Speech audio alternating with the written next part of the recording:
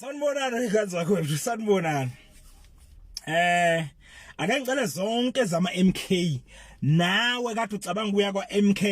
nawe osaziwa ka MK nawe usuze waya kwa MK nawe futhi usune membership yaka MK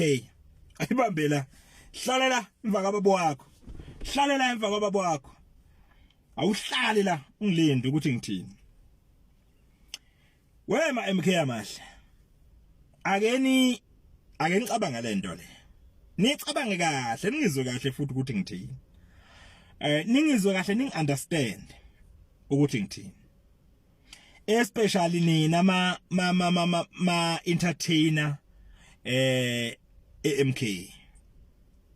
yey wengane zakwethu angazi noma mhlawumpeni anikayiboni lento noma mhlawumpeni niyayibona kodwa nisaba ukuvela angazi kunombuzo engilongayibuza wona mhlazana kade qala ku trend indaba ka MK namanje lo mbuzo loyo angaze ngiphenduleke kuona ngoba ngiyibuza mina kodwa angaze ngiphenduleke kuona ithi lento lo mbuzo wami uthi ubaba umsholozi ungizwe emthuno bakanje sokhumbula ukuthi ungizwe emthuno uyena umuntu oqala owaletha upresident Jacob Zuma kuKhoze FM ngikhuluma sopresident angikhulumi njengamanje bese uforma ngikhuluma sopresident that's why ngithi upresident okay sizokhumbula ukuthi uZuma kukhulunywa ukuthi uyaboshwa ungizwe emchunu ebewevuka sizokhumbula ukuthi ungizwe emchunu ugijime amacala wakhetha ukuthi ongcola ongena ejele because of uZuma sibuye futhi sizela sizokhumbula ukuthi icala lithele lizophela likamchunu umsholozi washaya imonto from enkandla waya eRandburg wafika eRandburg eyosupporta bani umchunu kuningi engakubala awukhomba ukuthi la abantu bobabili ikhonto phakathi kwabo bobabili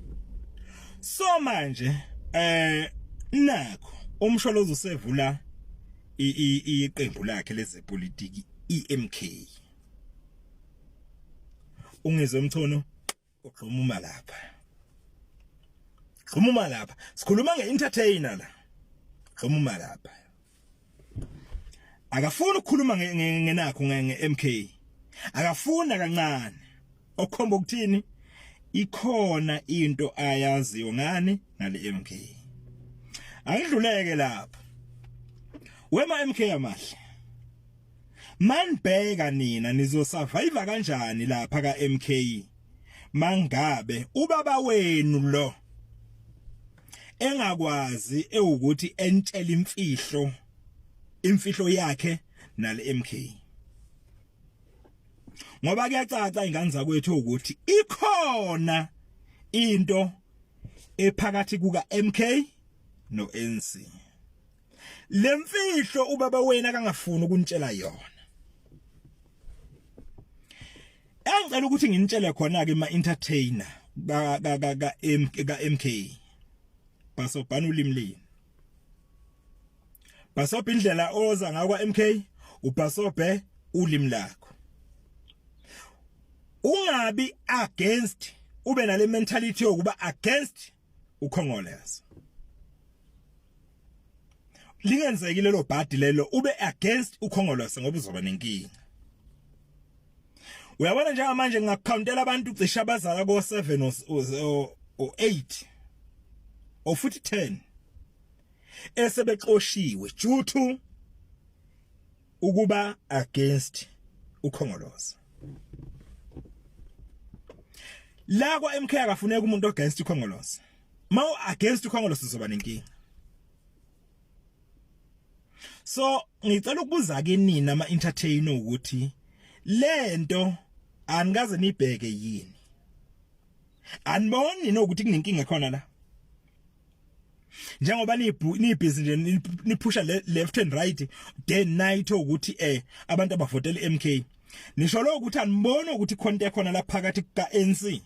no MK kunegama elalithi iMK iNC uyabona abafuthi basho njalo ababesho njalo sengabavumela hayi sengabavumela bafana bakithi sengabavumela wathi uyaphakama nje uphakama uzoba against ukhongolose uMK boo phansi baphothe mkosikanini mawukuphika lokho baphi muphi lo baba lo sevezo ukuthi kwafushwa isignature muphi baningi angazi ngacounta ngcinephi ngisuka phi ngcinephi angazi baningi baphi bonke labo bantu ingoba yini angithi banelukuluku lokuthi si-MK thina sizoba against sizowisa ini uNC ikhona ingane zakwethu ikhona imfihlo kaMsholozi neMK noNC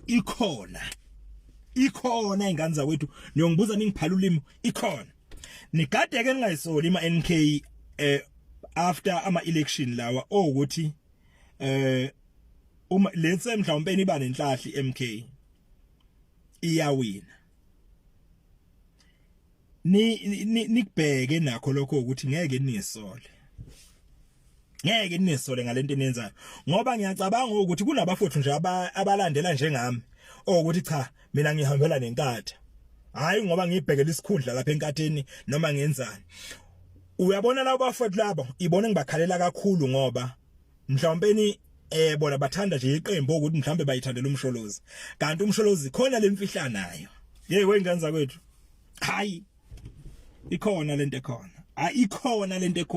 ikhona so ma MK ngingathi mina yibani careful ingane zakwethu lento ayishiwo ukuthi uNC uyiMK sengiyabavumela babesho njalo ngiyabavumela impela babesho njalo ngiyabavumela ngiyafisa ukuthi ukuba mhlawumbe ubaba wenu uMsholozi